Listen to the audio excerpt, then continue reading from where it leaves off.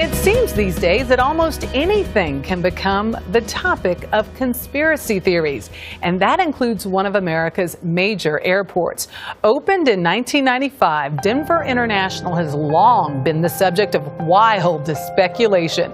Well, when the airport began a major renovation project, they decided it was a chance to play along. Barry Peterson has that story.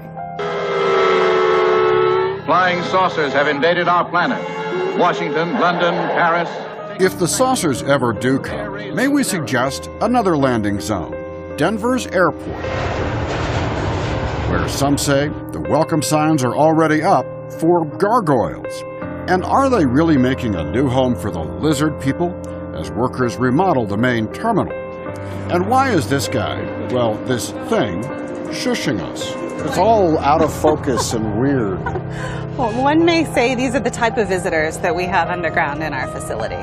Stacy Stegman is the airport spokesperson. What's really going on?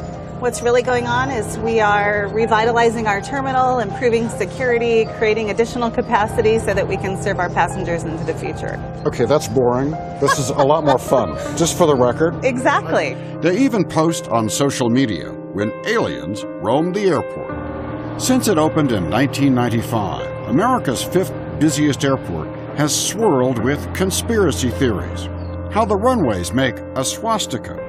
How the blue Mustang statue earned the nickname Blucifer after it fell over and killed the artist. And then the murals. Some show peaceful times, some show apocalypse. If art is in the eye of the beholder, conspiracy investigative journalist Jay Widener beholds doom. City underwater, flaming forests. This is scary stuff. It's telling people in the know what this airport is all about. This theory says baggage handlers share basement space with a secret underground railroad to bunkers in the Rocky Mountains where top government officials will survive nuclear war. I heard that it's maglev. The whole thing is Magnetic levitation. Magnetic levitation. And as the airport has some chuckles with conspiracy, there is the cat in the hat. Poor thing. I'm sorry, but this is a cat with a tin hat. Like, is that the imagery that Denver wants to project? Zombie cat lairs. Would you really believe this? Well, people do. Do you? I'm not going to comment on that. So the next time an extraterrestrial needs a lift home, phone home, we now know the perfect airport to jump that flight.